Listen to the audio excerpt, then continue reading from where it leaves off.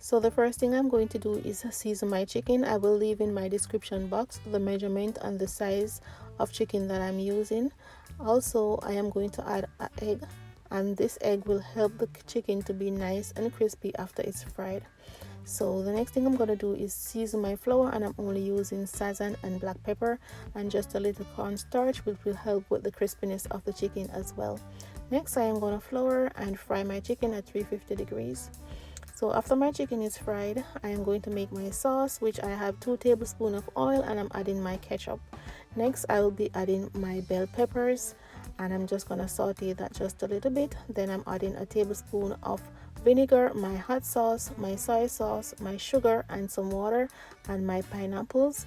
Cook that down to a sauce, add it to my chicken, and voila! Dinner is ready. Thank you for watching. Don't forget to subscribe if you haven't subscribed us yet.